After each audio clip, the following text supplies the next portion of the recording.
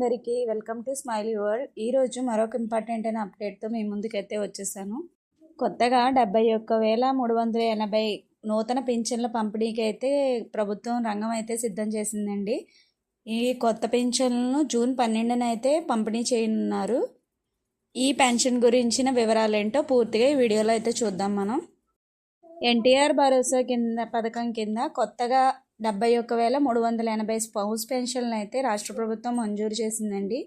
కూటమి ప్రభుత్వం ఏర్పాటై జూన్ 12వ తారీఖు సంవత్సరం అవుతుంది కాబట్టి ఆ దినాన్ని పురస్కరించుకొని ఆ దినాన ఈ కొత్త స్పౌస్ పెన్షన్లు అయితే పంపిణీ చేయాలని గవర్నమెంట్ ఉద్దేశించింది.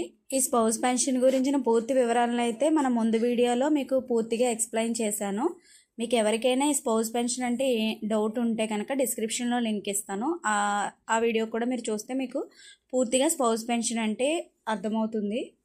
సామాజిక భద్రత పెన్షన్ తీసుకుంటున్న భర్త కనుక చనిపోతే అతని భార్యకు ఆ తదుపరి నెల నుంచే అంటే భర్త చనిపోయిన నెక్స్ట్ మంత్ నుంచే పెన్షన్ ఇచ్చేలాగా స్పౌస్ పింఛన్ కేటగిరీ అనే దాన్ని గవర్నమెంట్ అయితే స్టార్ట్ చేసిందండి.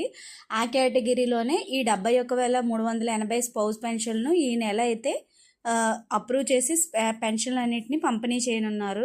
గత ఏడాది అంటే 2024 నవంబర్ 1వ తేదీ నుంచి అయితే ఈ స్పౌస్ పెన్షన్ అమల్లోకి తెచ్చారండి.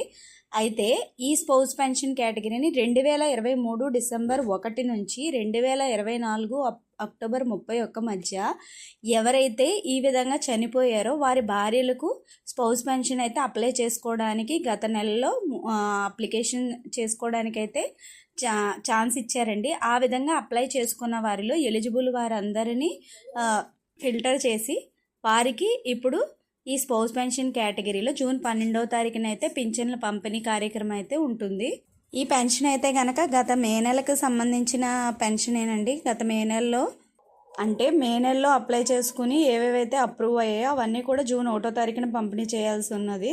కాకపోతే గవర్నమెంట్ ఏర్పడి జూన్ 12వ తారీఖుకి మనకి సంవత్సరం అవుతుంది కాబట్టి ఆ దినాన్ని పురస్కరించుకుని గవర్నమెంట్ జూన్ 12వ తారీఖున ఈ కొత్త స్పౌస్ పెన్షన్లు ఇవ్వడానికైతే రంగం సిద్ధం చేసింది. ఎవరైతే ఈ పెన్షన్దారులు ఉన్నారో వారి ఇళ్లకే జూన్ 12వ తారీఖున గ్రామ సచివాలయ సిబ్బంది అయితే వచ్చి వారికి పెన్షన్ అందజేత అయితే జరుగుతుందండి. ఇదండి ఈరోజు మనం చర్చించుకునే అంశం. ఇంకా ఇలాంటి మరెన్నో వీడియోల కోసం మా ఛానల్ని అయితే లైక్ చేయండి, షేర్ చేయండి, సబ్స్క్రైబ్ చేయండి friends. Thank you for watching.